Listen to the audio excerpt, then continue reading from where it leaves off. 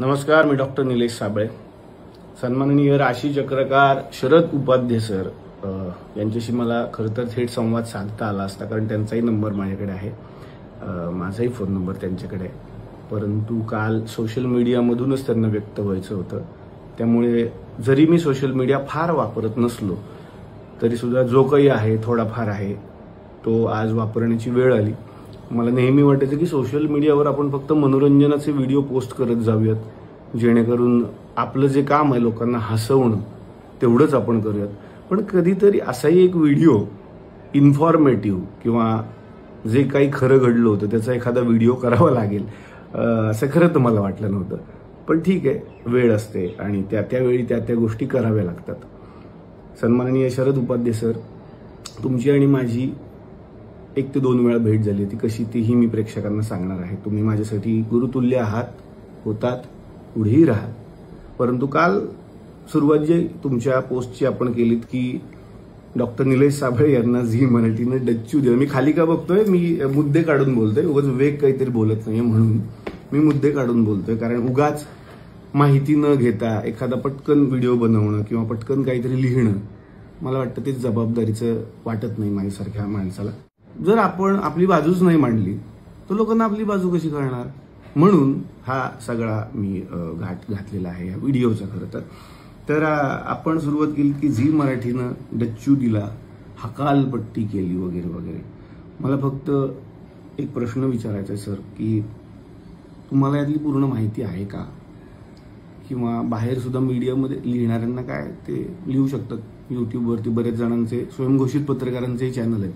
जे कुठली मोठी मोठी चॅनल आहेत त्यांचा मी रिस्पेक्ट करतो, पण स्वयंघोषित जे कोणी पत्रकार मुलं असतात, मुलंच म्हणतो मी त्यांना, जे आपापलं एक चॅनल करतात आणि त्याच्यावरती डच्चू दिला, हकालपट्टी केली, या सगळ्यांना एक महत्त्वाची इन्फॉर्मेशन द्यायची आहे. कार्यक्रमाला मी नाही म्हटलोय. तुम्हाला कदाचित माहिती नसेल म्हणून म्हणतो की ही माहिती घ्यायला पाहिजे होती तुमच्यासारख्या एका मोठ्या गुरुतुल्य व्यक्तीनं. जेव्हा आपण एवढ्या मोठ्या सोशल मीडियाचा वापर करतो, सोशल मीडिया खूप मोठं नाव आहे, कारण तुम्हाला माझ्यापेक्षा जास्त लोक फॉलो करतात सर, आणि तुम्हाला मला तरी एक फॅन म्हणून फॉलो करतात, तुम्हाला गुरु म्हणून फॉलो करतात. त्यामुळे मला असं वाटतं की जबाबदारी खरं तर तुमची जास्त होती की आपण खरंच माहिती घेऊयात. झीमध्ये तुमच्याही ओळखी भरपूर आहेत. तुम्ही एक फोन करून विचारू शकला असतात की काय झालंय, निलेश साबळे या कार्यक्रमात का नाहीये.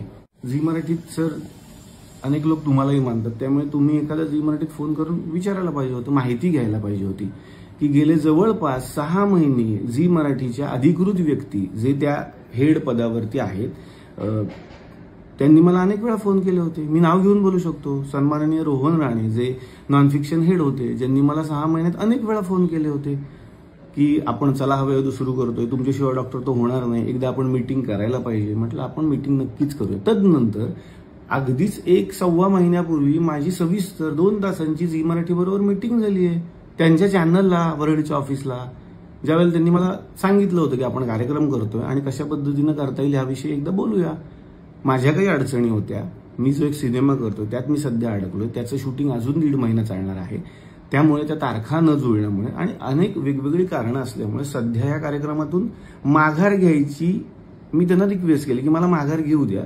याचा अर्थ असा होत नाही की मला कार्यक्रम करायचा नव्हता, मी नकार दिला. मी पुन्हा एकदा क्लिअर करतो, पण मी स्वतःहून या कार्यक्रमातून बाहेर पडलोय. मी स्वतःच म्हणालोय की मला कार्यक्रमात आत्ता तरी भाग घ्यायचा नाहीये. सेम भाऊ कदम सरांचं सुद्धा आहे. भाऊ सध्या माझ्याच बरोबर माझ्याच सिनेमात काम करत आहेत, तेही या कार्यक्रमात नाही आहे. 2 माणसं या कार्यक्रमात नाही आहेत. पण का नाही आहेत याचं कारण तुम्ही जाणून घेतलं का? मला असं वाटतं की सर तुमच्यासारख्या एका मोठ्या व्यक्तीनं थोडी माहिती घ्यायला पाहिजे होती की निलेश साबळे कार्यक्रमाला नाही म्हणालेले आहेत. आणि हे मी माझ्या ऑफिशियल चॅनलवरून आत्ता सांगतोय, माझ्या या सोशल मीडिया अकाउंटवरून सांगतोय. याला झी मराठी सुद्धा दुजोरा देईल जर आपण त्यांना विचारलं तर. अगदी ते सांगतील सुद्धा की माझी मीटिंग किती वेळ आणि कुठे झालेली आहे. मला त्यानंतर बोलायचंय, तुम्ही जे म्हणालात की निलेश साबळे यांच्या सेटवरती माझा अपमान झाला किंवा थेट आता तो मीच केलाय असं तुमचं म्हणणं आहे, म्हणून मला ते जरा सगळ्यांच्या समोर मांडायचं होतं की 2014 ते 2015च्या मध्ये हा एपिसोड शूट झालेला आहे, जेव्हा कार्यक्रम नवा होता. कार्यक्रमाच्या पहिल्या 50 भागांमधला हा भाग आहे. त्यामुळे ते जे वाक्य आहे की 10 वर्ष झाली डोक्यात हवा गेली होती, तर वाक्यात मग पुन्हा प्रॉब्लेम होतोय, कारण 50च एपिसोड झालेले आहेत आणि तुम्ही म्हणता तेव्हा ही घटना घडली आहे. तर तेव्हा हवा गेली होती कदाचित. मग 10 वर्ष झाल्यावर हवा डोक्यात गेली, ही वाक्यच वेगळी वेगळी वाटतात मला सरळ सरळ. पहिल्या 50 भागातच चला माझ्या डोक्यात हवा गेली असेल असं तुमचं म्हणणं आहे. पण मला एवढं सांगायचं की तुम्ही ज्या ज्या गोष्टींची माहिती सोशल मीडियातून समोर आणली ती म्हणजे मला सेटवरती बोलावलं, मला पाणीही विचारण्यात आलं नाही. मला सगळ्यांना सांगायचं की SL विजन नावाची खूप मोठी कंपनी, खूप नावाजलेली झी मराठीची कंपनी चला हवा येऊ द्याचा सगळा कारभार सांभाळते आणि त्यांनी उत्तम हा कारभार सांभाळलाय आजपर्यंत. कंपनीची किती माणसं काम करतात, जे जे लोक हवा येऊ द्याच्या शूटिंगला आलेत त्या सगळ्यांना माहिती आहे. चॅनलची माणसं आलेल्या कलाकारांना रिसीव्ह करण्यापासून त्यांच्या मेकअप रूम पर्यंत नेण्याचं कामही करत असतात. क्लासिक स्टुडिओ जो मीरा रोडला आहे त्या क्लासिक स्टुडिओला याचं चित्रीकरण झालं आणि क्लासिक स्टुडिओची सगळ्यात मोठी रूम ही शरद उपाध्ये सरांना देण्यात आलेली होती, जी AC रूम होती. मला जितकं माहिती आणि जितके कलाकार हवा येऊ देत आलेले आहेत त्या सगळ्यांना हे माहिती असावं की प्रत्येक मेकअप रूममध्ये ऑलरेडी पाण्याच्या बाटल्या ठेवलेल्या असतात. कारण आदल्या दिवशी त्याची रिहर्सल होते, म्हणजे आदल्या दिवशी त्याची मीटिंग होते की कोणाच्या रूममध्ये काय काय गोष्टी असायला पाहिजेत आणि त्या असायलाच पाहिजेत अशी ती स्ट्रिक्ट वॉर्निंग असते. याही व्यतिरिक्त तुमचं म्हणणं होतं की माझ्याशी निलेश साबळे बोललेच नाहीत. बरं, पाण्याचा मुद्दा आणखीन मला थोडा पुढे न्यावा असं वाटतोय. पाणी विचारलं नाही ही खरंच माझी जबाबदारी असेल का असं मला अजूनही प्रश्न पडलेला आहे. कारण मी स्टेजवरती होतो, तुम्हाला जसं आठवतंय मी रिहर्सल करत होतो आणि आपण सर आपल्या रूममध्ये होतात. माझी रिहर्सल उरकून मी प्रत्येक कलाकाराच्या रूममध्ये गेलो, त्यावेळी तुम्हाला पाणी नाही मिळालंय. ह्याला मी जबाबदार आहे का मला अजून कळत नाही. मी ब्लँक आहे गेले 3-4 तास की मी जर स्टेजवर आहे आणि सरांना खाली पाणी नाही मिळालंय, ज्याचा निर्माता मी नाहीच आहे, त्या शोचा ज्याचा शोचा निर्माताच मी नाहीये. बरं, त्या निर्मिती संस्थेला मी दोष देतोय का तर नाही, त्यांची कामाची पद्धतही मी तुम्हाला सांगितली. तरीही पाणी न देणं हा अपमान मी कसा केला मला माहिती नाही. त्यानंतर दुसरा एक मुद्दा आहे, तुम्ही म्हणताय की स्टेजवरती जाताना निलेश साबळेंनी मला स्माईलही नाही दिली. हे एक वाक्य आपण धरूयात आणि दुसरं वाक्य तुम्ही बोलताय की सगळ्या कलाकारांच्या रूममध्ये निलेश साबळे जात होते, त्यांच्याशी ते गप्पा मारत होते आणि शेवटी 4 वाजता माझ्याकडे आले. 4 वाजता मी तुमच्याकडे आलोय तुमच्या म्हणण्याप्रमाणे, म्हणजे तुमचा माझा काहीतरी तुमच्या रूममध्ये संवाद झालाय. जेवढं मला आठवतं, आणि हे काही उगाच मोठेपणा म्हणून मी सांगत नाही, अनेक कलाकारांना माहिती आहे माझ्यापेक्षा जेवढे लोक मोठे असतात त्या सगळ्यांच्या पाया पडूनच मी त्या रूममध्ये एंट्री करतो. अनेक मोठमोठी मंडळी आहेत, मी पाया पडल्याशिवाय त्यांच्या रूममध्ये जात नाही. तसंच तुमच्याही बद्दल झालं, ज्याला साक्षीदार वैजयंती आपटे मॅडम आहेत आणि केशव पेडणेकर हे जेव्हा चॅनलकडून हा शो सांभाळायचे ते सुद्धा याला साक्षीदार आहेत. आम्ही तुमच्या रूममध्ये आलो, मी तुमच्या पाया पडलो, तुम्ही मला आशीर्वाद दिलेत, तुम्ही माझं खूप कौतुकही केलं, मला सांगितलं की कार्यक्रम अजून पुढे चालू देत. मग आपण संवाद साधला की आज अशा अशा पद्धतीनं हा एपिसोड होणार आहे, ही प्रहसनं आम्ही तुमच्यासमोर सादर करणार आहोत, अशा आपण गप्पा करणार आहोत. आता हा झाला एक मुद्दा 4 वाजताचा. तदनंतर मी स्टेजवरती गेलोय आणि आपण सगळे स्टेजवरती जातो नॉर्मलीच, आधी ठरतं काय काय करणार. जर मी स्टेजवरती गेलो, आता स्टेजवरती जाताना मी कुठली स्माईल देणं अपेक्षित आहे मला अजूनही कळलेलंच नाही, जर आपला संवाद ऑलरेडी झालाय सर. याच्याही पेक्षा वेगळी गोष्ट, आदल्याच दिवशी तुमचा माझा आणि केशव पेडणेकर यांचा एक कॉल झाला होता सर. आदल्याच दिवशी रिहर्सल होती आमची, तुम्हाला आठवत असेल, संध्याकाळी 5 ते 6च्या मध्ये अर्ध्या तासाचा कॉल येतो, ज्याच्यामध्ये तुम्ही म्हणालात की मला जरा कलाकारांचे स्वभाव जाणून घ्यायचे आणि मी कलाकारांच्या राशी सांगणार आहे, त्याविषयी मी असं बोलणार आहे, तुम्हाला काही ऍड ऑन करायचंय का साबळे, तुम्ही मला एखादी गंमत सांगू शकता स्टेजवरती. हा एक खूप हसत खेळत आपला संवाद झाला होता, ज्यात तुम्ही काही मला जोक्स पण सांगितले होते. मी पण सांगितलं की भाऊ कदम यांच्याविषयी तुम्ही जरा गंमत करा, अमुक कलाकाराविषयी ही गंमत तुम्ही सांगू शकता.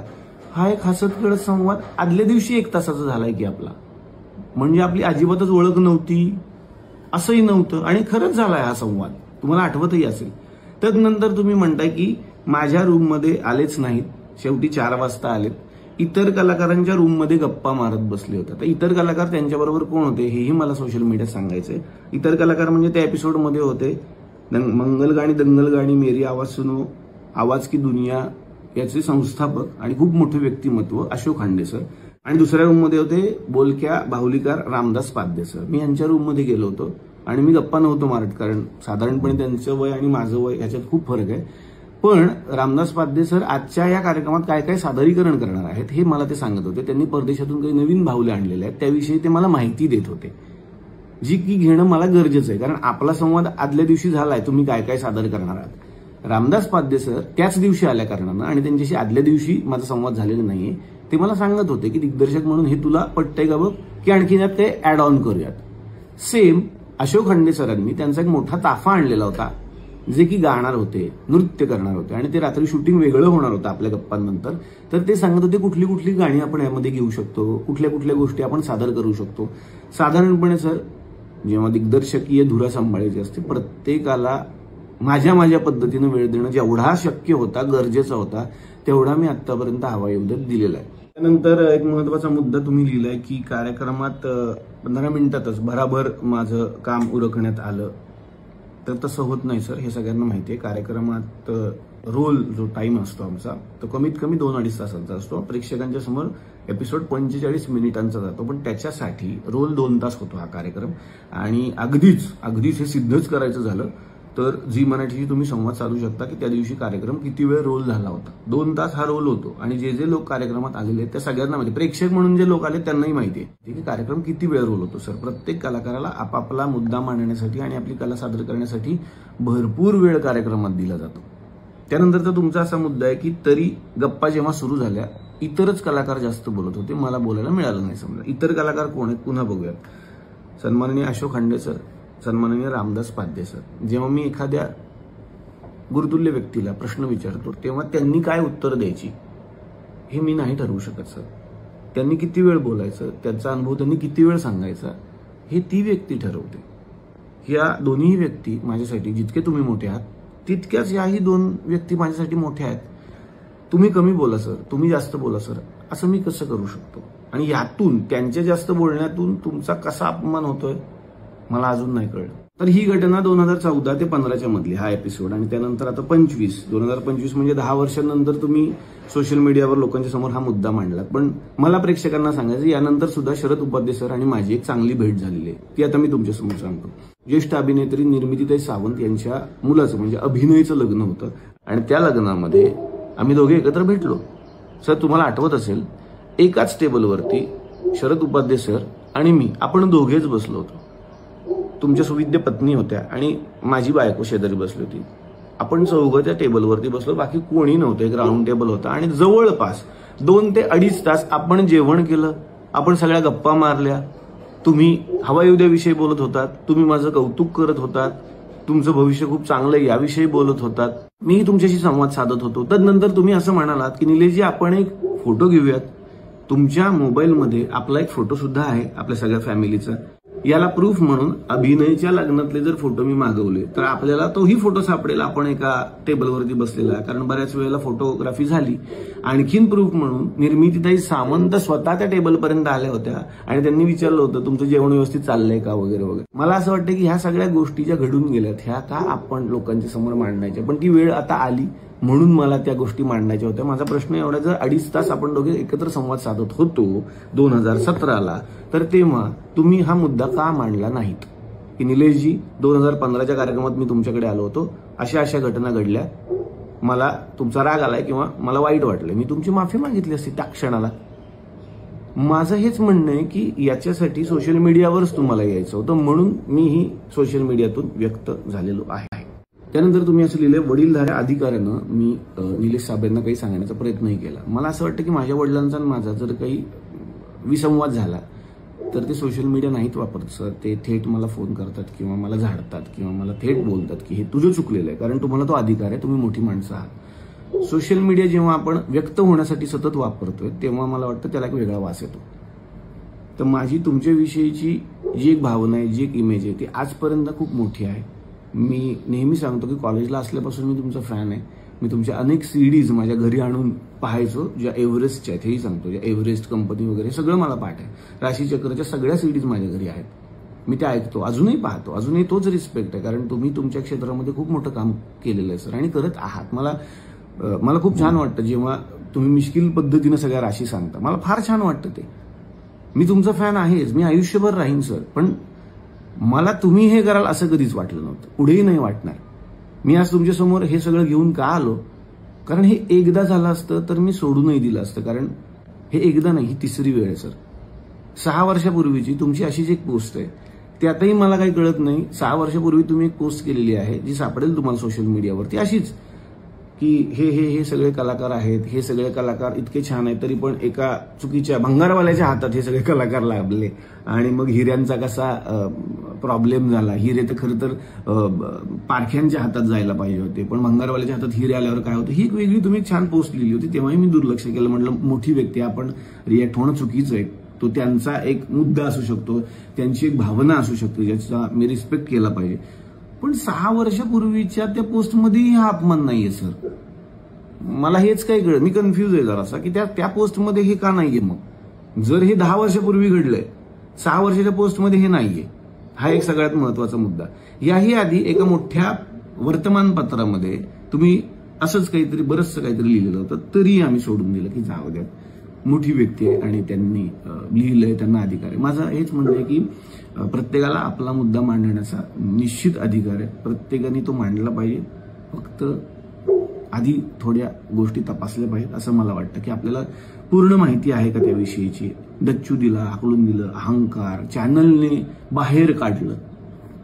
विचारा, मी पुन्हा एकदा म्हणतोय, फोन करा आणि विचारा खरं काय घडलं. तुम्हाला खरी माहिती नक्कीच मिळेल. सर, तुम्ही तुमच्या पोस्टमधून मला भंगारवाला म्हणालात आणि खरंच म्हणाला आहात. तुम्ही पोस्ट चेक करू शकता त्यांच्या, हे तुमचे शब्द आहेत. भंगारवाला, हीन दर्जाचा, अहंकारी, सर्वनाश, अधःपतन, गलिच्छ, खालच्या दर्जाचा. 6 वर्षापूर्वीच्या पोस्टला चेक करा तुम्ही, हे सगळे शब्द तुमचे आहेत. तुम्ही इतकं आम्हाला काय काय बोलायचं आणि आम्ही फक्त ते ऐकून घ्यायचं, हो ना. चला, अभयउदयचं नवीन पर्व सुरू होत आहे आणि याच्यामध्ये अभिजित खांडकेकर सूत्रसंचालन करतायत, हे मला माहिती आहे सर. आणि अभिजित हा माझा खूप चांगला मित्र आहे. आमची सुरुवात एकाच कार्यक्रमातून झीच्याच मंचावरून झालेली आहे. त्यामुळे अभिजित हा माझा खूप चांगला मित्र आहे. हा चांगला, तो चांगला, हे सगळं वातावरण आपल्याला करायचंच नाही. अभिजित हा माझ्याहीपेक्षा चांगला अँकर आहे आणि त्याला माझ्या सल्ल्याची अजिबात कधीच गरज नाही असं मला वाटतं. आमची खूप उत्तम मैत्री आणि ती पुढेही राहील. तर चला, अभयउदयच्या सगळ्याच कलाकारांना आणि झी मराठी वाहिनीला या नवीन पर्वासाठी माझ्या मनापासून शुभेच्छा आहेत, कारण हा कार्यक्रम काही झालं तरी माझ्या इथला आहे. सर, मला एवढंच म्हणायचं शेवटी की 10 वर्षांपूर्वी जर एखादी घटना घडलेली आहे आणि 10 वर्षानंतर ना मी तुमच्याविषयी काही वाईट बोललोय, ना मी तुमच्याविषयी काही वाईट पोस्ट केली आहे, ना मी तुमच्या कलेविषयी काही बोललोय, ना मी तुमच्या शेजारी राहतो, ना मी तुम्हाला कसला त्रास देतोय. मी माझं एक छोटंसं काम करतोय माझ्या आयुष्यात. मग हे सगळं 10 वर्षांनंतर पुन्हा पुन्हा का? हा एक माझा अगदी म्हणजे हा बाळबोध वाटू शकतो प्रश्न, पण हे असं का आहे? जर एखाद्या घटनेला 10 वर्ष झालेली आहेत, तुमचं वय, माझं वय, काही कंपॅरिझनच होऊ शकत नाही या सगळ्या गोष्टींचं. तुमचा व्यवसाय वेगळा आहे, माझा व्यवसाय वेगळा आहे, तरी सुद्धा हे का? असा एक माझ्या बालमनाला पडलेला प्रश्न आहे सर. तुम्ही सर म्हणालात की माझे 5 ते 6 तास तिकडे वायाला गेले. मला एवढंच सांगायचंय, तुम्ही जी काल पोस्ट केली तदनंतर तुमचं नाव मोठं असल्या कारणानं अनेक मोठमोठ्या चॅनलनी ते फिरवलं. तदनंतर मला अनेक लोकांचे फोन आले, मला कमीत कमी 100 ते 150 लोकांचे फोन आले, ज्याच्यावरती मी प्रत्येकाला सांगतो की नाही रे, ती व्यक्ती मोठी आहे, त्यांना ते बोलण्याचा अधिकार आहे. नाही रे, ती व्यक्ती मोठी आहे, त्यांना ते बोलण्याचा अधिकार आहे. याच्यात सर माझे 6 तास काल वायाला गेले. माझं पण थोडंसं काहीतरी काम असेल माझ्या आयुष्यात, जे की 6 तास तुम्ही माझे वाचवू शकला असतात एका फोननी. एवढंच माझं म्हणणं आहे.